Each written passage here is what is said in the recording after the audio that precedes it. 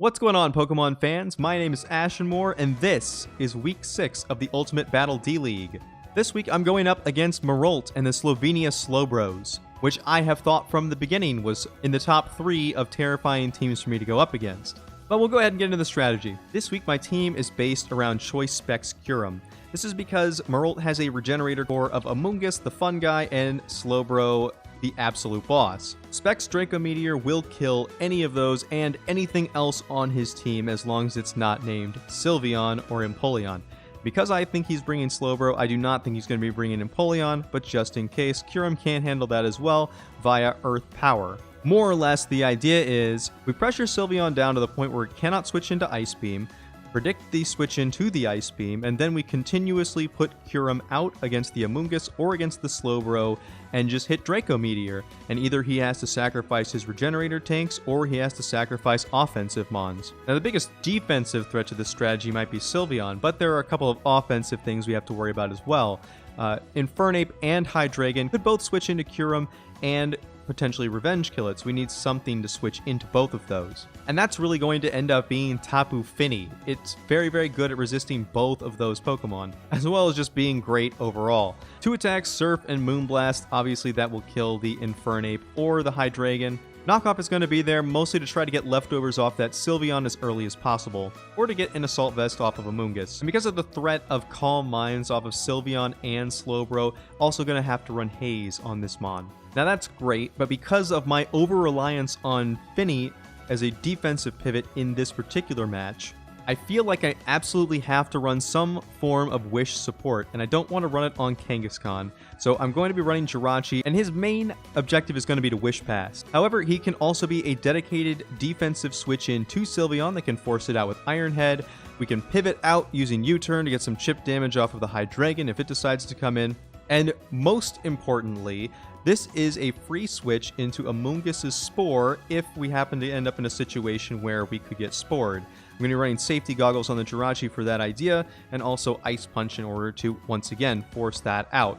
Ice Punch also allows us to survive against the Gliscor, so another benefit to that. Now, I think he's going to sacrifice his defensive core first, once we can get the Sylveon down. Once those things are out of the way, something like Scarf Zeriora, which is another thing I'm going to be running, is going to be able to clean up the Hydreigon and the Infernape, and likely the Raikou depending on what kind of build he goes for. But kind of depending on what he does, we may not actually need Zeriora besides just being able to knock off. So for instance, if he decides to switch in Gliscor against us, we knock him off, boom, loses Toxic Orb. Same thing for Sylveon, if we can get the leftovers out of the way pretty early on. That'll be worth taking a big chunk of damage on the Zeriora as well. Mega Kangaskhan is kind of reprising his role from the last battle, but not quite. We're going to be running a fake-out variant of Kangaskhan here. That's going to be predominantly to, once again, get chip damage off of Scarfed Infernape or Scarfed Hydreigon. Obviously, Power Up Punch, Return Crunch will be backup ways to get rid of his offense if somehow I end up messing up with Kyurem. And in the very last slot, I want to stop him from pivoting around too much since he has a lot of U-Turn and Volt Switch going on here. So I'm going to be running Mudsdale. Stealth Rock, try to get that up as early as I can. Earthquake Heavy Slam is pretty much going to cover everything on his team. And then for the last move, I want to run Counter. That's mainly for weird Komala sets. Now this variant of Mudsdale, I'm going to be running Max Specially Defensive, and the reason for that is because I highly expect he's going to bring Specially Offensive Infernape. We should be able to take any move he can do less than 50% damage and then kill it in return. If in the very unlikely chance he brings Empoleon, can also deal with Empoleon, take Scald pretty easily. Now besides keeping pressure on that Sylveon and getting it down as quickly as possible, one of the other big things in this battle is going to be keeping Misty Terrain up.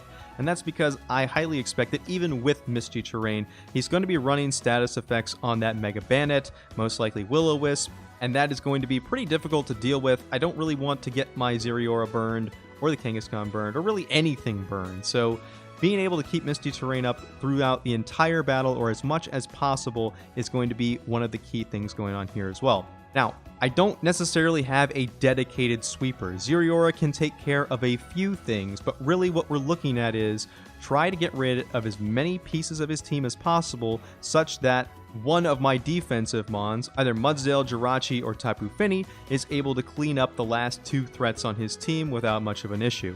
I think as long as we can do those things, we'll do pretty well in this battle. I think we have a good chance of winning it. We'll go ahead and get into the battle and see how it goes. Here at Team Preview, we see that he has actually not brought the Hydreigon, so that's pretty good. When we're considering a lead, I'm thinking he's probably going to lead Sylveon, thinking I'm going to lead with the Kyurem, because I've done that, I think, 2 times already. So I'm going to go ahead and lead with the Zeriora and just go straight for a knockoff to get rid of the leftovers. I don't see any real reason why not to. Even if he switches out, I'm going to get something down, and an item. So I'm going to go ahead, just go for the knockoff. He does opt to stay in. I'm assuming he's going to click Hyper Voice. That's going to do under half damage to me, which is fine. I can take that damage on Zeriora because I don't have to have him to check the Hydreigon. He's not as valuable in this game, so not too concerned with the HP on him. I'm going to go ahead and switch right on into Jirachi, expecting he might go for a Hyper Voice again, but he does go for the Wish.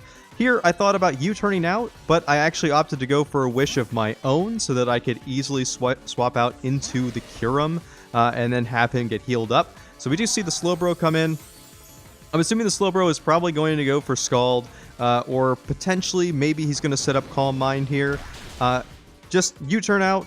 We're going to see that, yes, he does have the Rocky Helmet, so this is the Rocky Helmet answer to make a Kangaskhan.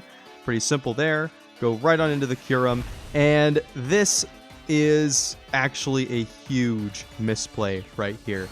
We go into the Kyurem knowing he's going for Scald, or knowing he's probably going for Scald, and we get burned. That is absolutely horrible. Despite the fact that we got the Wish, now the Kyurem, every time it comes in, is going to take continuous damage, and this is our win condition, right? We need him to be healthy. We need him to not be getting chipped down like this. But I'm going to go ahead, guess that he's going to switch into the Sylveon, and we're going to hit that thing with an Ice Beam, and see that its investment is actually not that defensive. At the very least, he has no special defense investment whatsoever, so that's a pretty good deal. Ice Beam's going to hit the Slowbro. We're going to see its investment as well, and whew, the Ice Beam actually does a ton of damage, and we could stay in and keep spamming Ice Beam if we weren't burned. Honestly, when I swapped the Kyurem in, I should have swapped the Fini in instead, just to ensure that a Scald burn couldn't actually happen. So we are going to go ahead, go into the Fini right now, expecting he's probably going to slack off or something similar, which is exactly what he goes for. Now, because this Fini has knockoff attached to it, I'm going to go straight for that knockoff, get rid of the Rocky Helmet, expecting he's probably going to go for Calm Mind and set up on me, which is exactly what he decides to do. So far, so good. We've got 2 very important items off of the enemy team, and we're going to be able to haze the Slowbro. But I am almost 100% sure he's going to go for Calm Mind number 2. So why not just go ahead and go Moonblast, let him waste another turn here, get a little bit more chip damage. I see no reason not to. He does go for the next Calm Mind.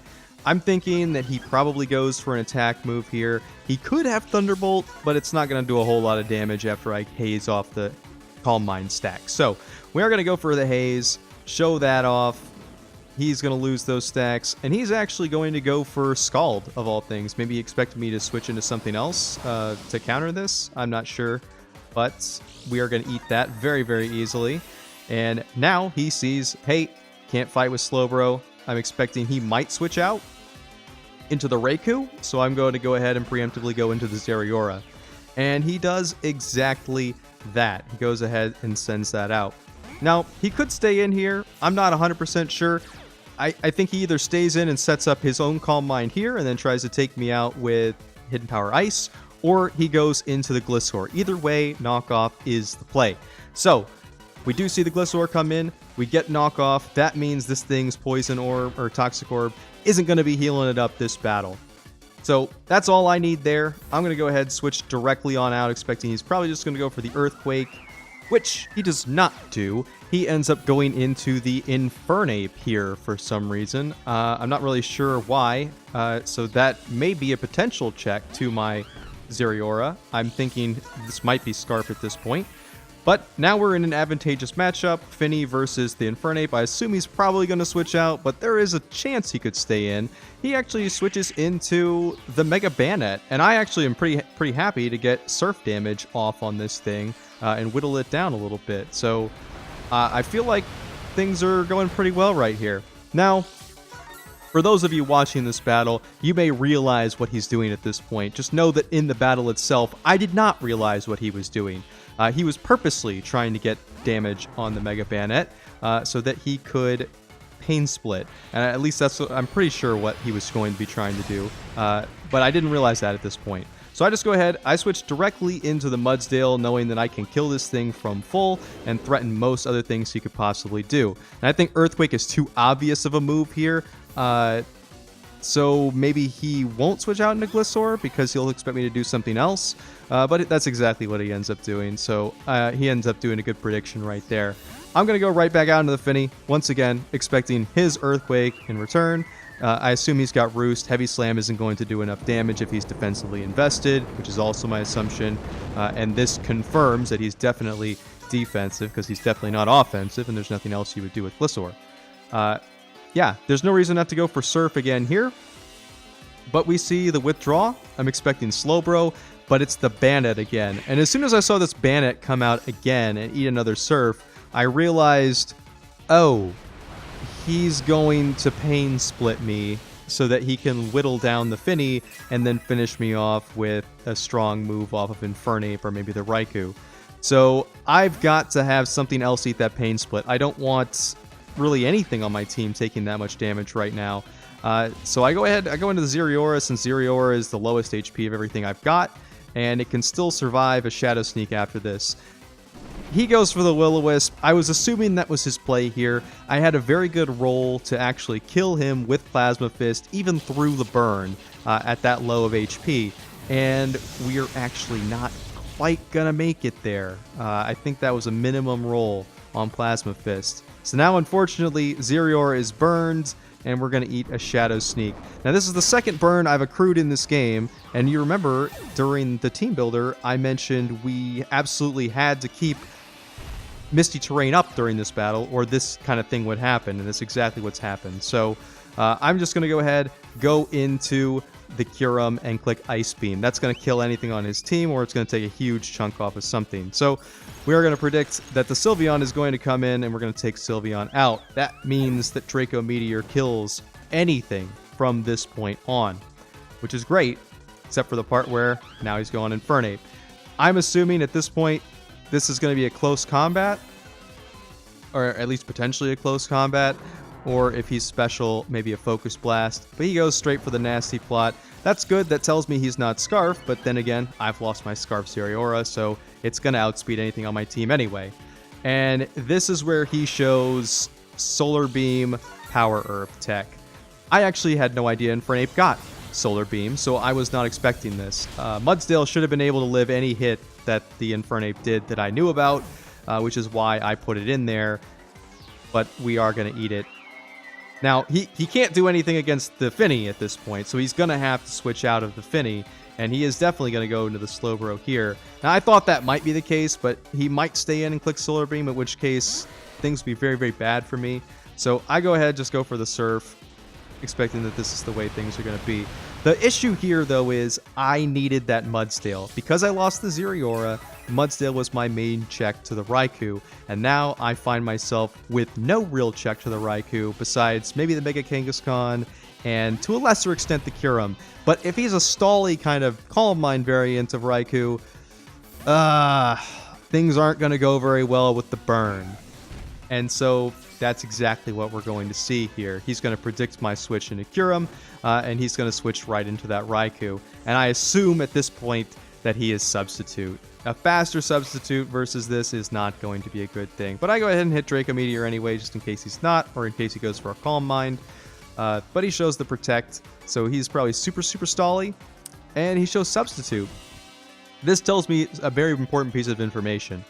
If indeed he is Calm Mind, which I assume he would be if he's this kind of a Raikou, he has one attacking move, which is Thunderbolt. Which is very, very bold to do against me, but he's gotten rid of both of the things that are immune to Thunderbolt, and the other thing that can resist it, the Curum, is burned, and he can just stall out my burn even if I go for Earth Powers. This is not a good position to be in, and I recognize that at this point. So I go ahead, switch into Kangaskhan, hoping to scare this thing out with Return, or maybe even Crunch, expecting that the Mega Bayonet probably comes back in here, and then it can go for a free Will-O-Wisp or even a Pain Split into the Tapu Fini if I try to switch that in. I could have gone for Fake Out for the same reason, and Fake Out actually would have been able to get a flinch here, regardless of what his build was. But I didn't, because I expected, once again, that he might switch into that Mega Bayonet and sacrifice it off. Or, well, not necessarily sacrifice it off, but then he would get free moves, and I don't want that to happen. So I just go for the Crunch, and we're going to take a really big hit there. Not ideal, because now we can't really switch into a fighting move off of the Infernape, which we could have otherwise. Here, I'm just going to go for Return. The only thing that's necessarily bad against is the Mega Bayonet if it comes in, but if the Raikou wanted to stay in, it would definitely die. So the Slowbro is going to come in. I'm pretty sure he's going to go for Scald, so I'm going to switch right on out into Jirachi. Now, really, the goal at this point is to Wish Pass into the Kangaskhan or into the Curum, get them healthy again so that they can actually fight this Raikou. But I know he's not going to let me do that. He's going to go into Infernape. So let's go ahead, U-turn out, get a little bit of chip, and I'm going to go into Kangaskhan and threaten a Fake Out against this Infernape. That would do upwards of 30 to 35%, which is pretty significant chip, and then I could switch back into something else, or depending on what I think his moves are, I could just risk the Focus Blast. He is going to switch out into the Slowbro. I'm actually going to predict that he's going to do that or switch into the Bayonet because, again, he's expecting Fake Out. And I'm just going to go straight on for Crunch. We get the defense drop, so there's very, very little chance he's going to leave this Slowbro in. I'm going to go ahead and go for that old Power Up Punch at this point, expecting probably the Gliscor is going to come in. So that's exactly what happens. We get our double attack boost. Now a Return will kill Gliscor. He knows this. I'm going to go for Crunch, because this is the point where if it was me playing as him, I would sacrifice off the Mega Bayonet. But he doesn't do that, and we end up taking an Earthquake because we mispredicted. And that is actually absolutely devastating, because that means that a simple Flamethrower or a simple Thunderbolt is going to finish this Kangaskhan off at this point. No reason not to just finish off the Gliscor with Crunch. Of course, he's going to go into the Infernape here. I suspect that he may have Vacuum Wave, or he just goes for the Flamethrower. It doesn't really matter which one he goes for. I'm just going to switch into Fini, because that's the safest way to do this. I can still heal the Kangaskhan up, so why not, right? He is going to go for the Flamethrower, so we do see that move. Now we have 3 moves known. The last one's probably a fighting move. Not sure if it's Vacuum Wave or Focus Blast. It could be either one at this point. Here, I'm assuming he's going to go into the Slowbro. He doesn't really have any reason not to. I'm going to use this opportunity to try to get the initiative back and go directly on into the Curum. So, we do get that prediction. Now we can hit Draco Meteor. The problem is, here he's probably going to sack off the Bayonet. Now, he has put off sacrificing this Bayonet for quite a while, and I thought about going Earth Power, but I didn't. I went ahead and went for the Draco Meteor, and of course now he sacrifices off that Mega Bayonet, which is absolutely devastating, because at this point he can simply go into the Raikou, and if he is Calm Mind Raikou, he can probably just win the game right now, because once he's got the chip damage on the Kangaskhan, this isn't effective. So was Draco Meteor the right play there? No, it absolutely was not. Earth Power was probably much, much better of a play. So my thought is the only thing I can do now is go into Jirachi and try to pass a Wish off into either the Kangaskhan or the Curum. I haven't decided exactly at this point which one I can go into. I know he's going to go for that Calm Mind, and there we see it. This is a disaster at this point. I'm not really sure, what do we do? So I go ahead and go for the Wish. I don't really see any reason not to. There's very, very, very, very little chance we're going to be able to do anything at this point. The Jirachi can't break this substitute, unfortunately, with Ice Punch. He's just a little bit short of being able to do it. So I'll go ahead and try to Wish Pass into the Kangaskhan. He is going to predict that, and he's going to go directly for the old Thunderbolt. That's going to take out the Kangaskhan. And unfortunately, at this point, it is not looking good for the Justice League. Not looking good at all. So with just the Jirachi and the Finny, which isn't going to be able to do anything, and then the Kyurem, which is burned and at half HP, there is really nothing I can do at this point.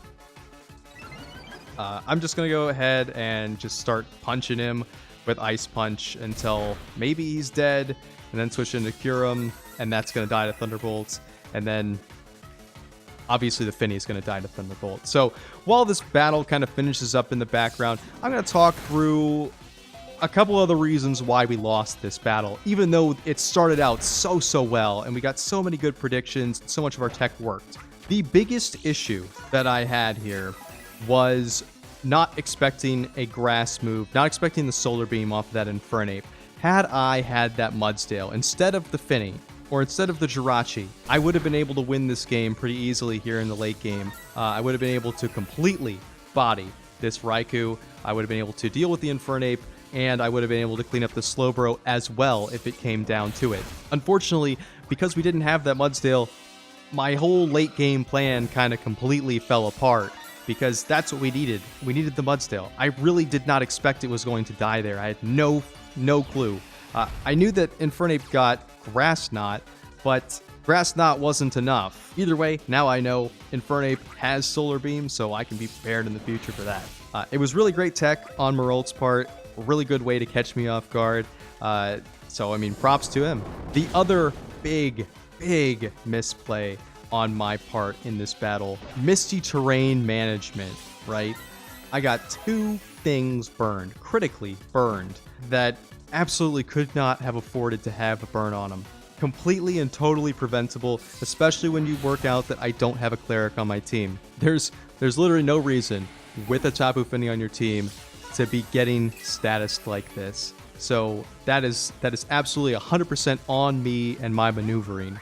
Another thing was realizing what the Bandit was doing earlier. Had I realized the first time he swapped in on a pretty obvious Surf that he was purposely losing HP so he could mess me up with Pain Split, I could have predicted the second swap in, gone into something else like the Kyurem, and just blown it back or forced it out earlier instead of having to sacrifice my Zeriora, which once again would have been able to win that late game for me by itself. And even then, knowing that the Bandit was going for a Will-O-Wisp there on that second turn that Zeriora was in against it, I could have swapped into Finny there, absorbed the Will-O-Wisp, and then just gone right on back into Zeriora, expecting him to Pain Split again. So that would have been another play, would have been much more optimal, I think.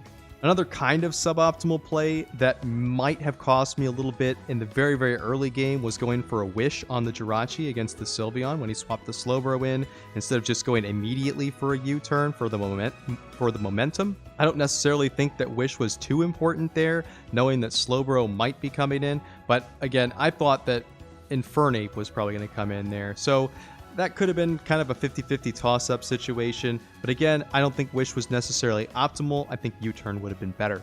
As far as builds go, I think most of the builds that I brought were completely fine. The one I'm not convinced with is the Jirachi. Yes, I really wanted and I needed Wish passing in that game. However, how I expected to actually do that with the Jirachi, I am not 100% sure. Or at the very least, I should have realized that potentially Iron Head wasn't even necessary. The threat of Iron Head might have been enough. And I needed something that would break a tanky Raikou sub. Something like Zen Headbutt would have been just fine there. As long as I could have broken a sub with one attack, we still could have potentially clawed that back there at the end.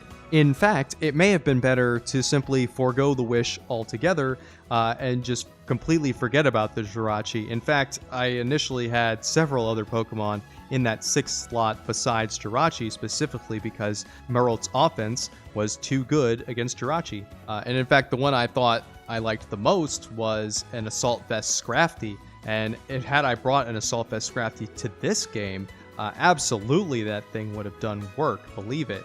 But at the end of the day, that is not what happened. We end up dropping this game to Marolt, and now we are 3-3 in this league. Marolt is also 3-3, and I think I'm at an absolutely 0 differential. So this isn't the best place that we could be at this point in the season, but it's also not the worst place we could be in.